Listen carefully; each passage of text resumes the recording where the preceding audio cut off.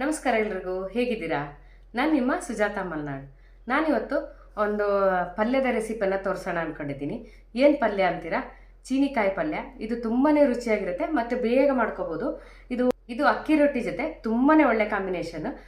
ನಮ್ಮ ಮಲೆನಾಡಲ್ಲಿ ಯಾವಾಗಲೂ ಅಕ್ಕಿ ರೊಟ್ಟಿ ಮಾಡ್ತೀವಿ, ಅಲ್ಲಿ ಯಾವಾಗಲೂ ಚೀನಿಕಾಯಿ ಇದ್ದೇ ಇರುತ್ತೆ. ಸಾಮಾನ್ಯವಾಗಿ ನಾವು ಪಲ್ಯ ಮಾಡ್ತಾನೆ ಇರ್ತೀವಿ.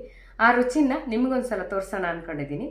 ಹಾಗಾದರೆ ಹೇಗೆ ಮಾಡೋದು ನೋಡ್ಕೊಂಬರೋಣ ಬನ್ನಿ. ಹಾಗೆಯೇ ಅದಕ್ಕಿಂತ ಮುಂಚೆ ನೀವೇನಾದರೂ ನನ್ನ ಚಾನಲ್ನ ಮೊದಲನೇ ಸಲ ವೀಕ್ಷಣೆ ಮಾಡ್ತಾ ಇದ್ರೆ ದಯವಿಟ್ಟು ಒಂದು ಲೈಕ್ ಮಾಡಿ, ಶೇರ್ ಮಾಡಿ, ಸಬ್ಸ್ಕ್ರೈಬ್ ಮಾಡಿ ಅಂತ ಹೇಳ್ತಾ ವಿಡಿಯೋನ ಶುರು ಮಾಡೋಣ ಬನ್ನಿ.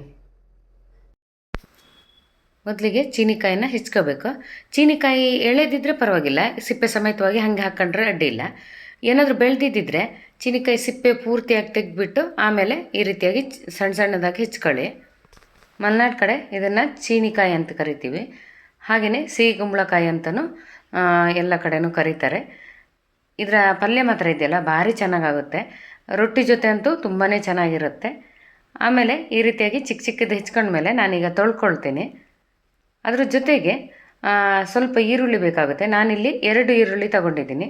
ಒಂದು 1/4 kg ಆಗಷ್ಟು ನಾನು ಚೀನಿಕಾಯಿ ತೊಗೊಂಡಿನಲ್ಲ, ಇಷ್ಟಾದರೆ ಸಾಕಾಗುತ್ತೆ. ಆಮೇಲೆ ಸ್ವಲ್ಪ ಹಸಿಮೆಣಸಿನ್ಕಾಯಿನ ಹೆಚ್ಕೊಬೇಕು. ನಾನಿಲ್ಲಿ 4 ರಿಂದ 5 ಹಸಿಮೆಣಸಿನ್ಕಾಯಿ ಹಾಕ್ಕೊಂಡಿನಿ.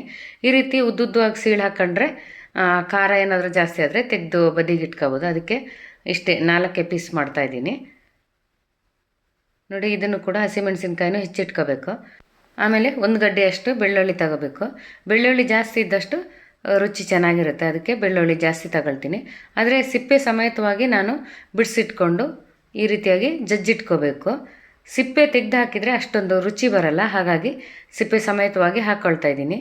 ನಂತರ ಎಂತ ಮಾಡಬೇಕಂದ್ರೆ ಒಂದು ಬಾಣಲೆ ಇಟ್ಕೊಂಡು ಅದಕ್ಕೆ 3 ರಿಂದ 4 ಚಮಚ ಎಣ್ಣೆ ಹಾಕ್ಕೊಂಡ್ರೆ ಆಯಿತು. ಎಣ್ಣೆ ಹಾಕಿ ಕಾದ್ರ ಮೇಲೆ ಸ್ವಲ್ಪ ಸಾಸಿವೆ, ಒಂದು 1/4 ಚಮಚದಷ್ಟು ಸಾಸಿವೆ ಹಾಕಬೇಕು. ಸಾಸಿವೆ ಸಿಡಿದ್ರ ಮೇಲೆ ಈಗ ಜಜ್ಜಿಟ್ಕೊಂಡಿವಲ್ಲ ಆ ಬೆಳ್ಳುಳ್ಳಿನ ಹಾಕ್ಕೊಂಡ್ರೆ ಆಯಿತು.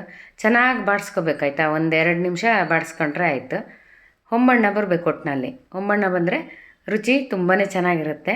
ಬೆಳ್ಳುಳ್ಳಿ ಇಷ್ಟ ಇಲ್ಲ ಅನ್ನೋರು ಖಂಡಿತವಾಗ್ಲೂ ಬೆಳ್ಳುಳ್ಳಿ ಹಾಕೋದು ಅಂತ ಬೇಡ, ಹಾಗೆಯೇ ಈ ರೀತಿಯಾಗಿ ಹುರ್ಕೊಂಡ್ರೆ ಆಯಿತು. ಈಗ ಚೆನ್ನಾಗಿ ಬಾಡಿದೆಯಲ್ಲ, ನಂತರ ಈಗ ಹಸಿಮೆಣಸಿನ್ಕಾಯಿ ಮತ್ತು ಈರುಳ್ಳಿನ ಕೂಡ ಹಾಕ್ಕೊಳ್ತಾ ಇದ್ದೀನಿ. ಇದನ್ನು ಕೂಡ ಅಷ್ಟೇ ತುಂಬ ಚೆನ್ನಾಗಿ ಈ ರೀತಿಯಾಗಿ ಬೆರೆತ್ಕೋಬೇಕು. 1-2 ನಿಮಿಷ ಚೆನ್ನಾಗಿ ಈರುಳ್ಳಿ ಬೆಂದರೆ ಸಾಕು. ಬೆಂದ್ರ ಮೇಲೆ ಒಂದು 1/4 ಚಮಚದಷ್ಟು ಅರಿಶಿನ ಪುಡಿನ ಹಾಕ್ಕೋಬೇಕು. ಜಾಸ್ತಿ ಹಾಕ್ಕೊಳ್ಳೋದು ಅಂತ ಬೇಡ. ಹಾಕ್ಕೊಂಡಾದ್ರ ಮೇಲೆ 2 ನಿಮಿಷ ಈ ರೀತಿಯಾಗಿ ಚೆನ್ನಾಗಿ ಬಾಡಿಸ್ಕೋಬೇಕು. ಈಗ ನೋಡಿ ತುಂಬ ಚೆನ್ನಾಗಿ ಬಾಡಿದೆಯಲ್ಲ. ನಂತರ ನಾವೀಗ ಹೆಚ್ಚಿಟ್ಕೊಂಡಂತಹ ಚೀನಿಕಾಯಿ ಏನಿದೆ ಅದನ್ನು ಪೂರ್ತಿಯಾಗಿ ನಾನು ಈ ರೀತಿಯಾಗಿ ಬಾಣಲೆಗೆ ಹಾಕ್ಕೊಳ್ತಾ ಇದ್ದೀನಿ. ಹಾಕ್ಕೊಂಡಾದ್ರ ಮೇಲೆ ಇದನ್ನು ನಿಧಾನವಾಗಿ ತಿರ್ಸ್ತಾ ಬರಬೇಕು. ಇದಕ್ಕೆ ಕೆಲವೊಂದು ಸಲ ನೀರಿನ ಅವಶ್ಯಕತೆ ಬೀಳೋದಿಲ್ಲ, ಒಗ್ಗರಣೆಯಲ್ಲೇ ಬೆಂದ್ಕೊಳ್ಳುತ್ತೆ.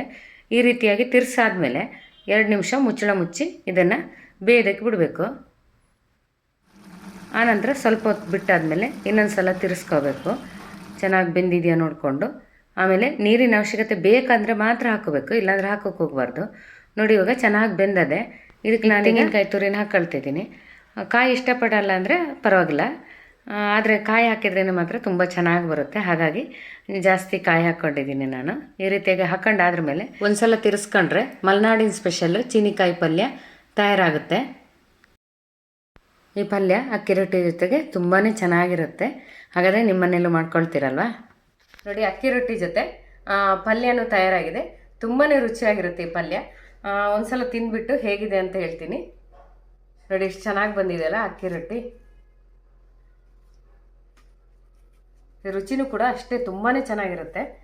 ನಮ್ಮ ಮಲೆನಾಡು ಕಡೆ ಅಕ್ಕಿ ರೊಟ್ಟಿ ಸರ್ವೇಸಾಮಾನ್ಯ, ಯಾವಾಗಲೂ ಮಾಡೇ ಮಾಡ್ತೀವಿ. ಚೀನಿಕಾಯಿನೂ ಅಷ್ಟೇ, ಯಾವಾಗಲೂ ಅಲ್ಲೇ ಬೆಳೆದಿರ್ತೀವಿ, ಯಾವಾಗಲೂ ಮಾಡ್ಕೊಂಡು ತಿಂತೀವಿ. ಇವಾಗ ಹೇಗಾಗಿದೆ ಅಂತ ನೋಡಿಬಿಟ್ಟು ನಾನು ನಿಮ್ಗೆ ಹೇಳ್ತೀನಿ. ಮೃದುವಾದ ಅಕ್ಕಿ ರೊಟ್ಟಿನೂ ಇರೋದ್ರಿಂದ ಈ ಪಲ್ಯಕ್ಕೂ ಅಕ್ಕಿ ರೊಟ್ಟಿಗೂ ತುಂಬ ಒಳ್ಳೆ ಕಾಂಬಿನೇಷನ್ ಇದೆ. ಖಂಡಿತವಾಗ್ಲೂ ನಿಮಗೆ ಇದನ್ನು ಮಾಡ್ಕೊಂಡು ತಿಂದರೆ ಖಂಡಿತ ಇಷ್ಟ ಆಗುತ್ತೆ ಈ ರೆಸಿಪಿ. ಒಂದು ಸಲ ನಿಮ್ಮನೇಲೂ ಮಾಡಿ ನೋಡಿ, ನಿಮಗೂ ಇಷ್ಟ ಆಗುತ್ತೆ ಅಂತ ನಾನು ಅಂದ್ಕೊಳ್ತೀನಿ. ಇಷ್ಟ ಆದರೆ ಒಂದು ಲೈಕ್ ಮಾಡಿ, ಶೇರ್ ಮಾಡಿ, ಸಬ್ಸ್ಕ್ರೈಬ್ ಮಾಡಿ ಅಂತ ಹೇಳ್ತಾ ಹೋಗಿ ಬರಲ್ಲ. ನಮಸ್ಕಾರ. ಇನ್ನೊಂದು ವಿಡಿಯೋದಲ್ಲಿ ನಿಮಗೆ ಸಿಗ್ತೀನಿ ಆಯಿತಾ? ಎಲ್ಲರಿಗೂ ಶುಭವಾಗಲಿ.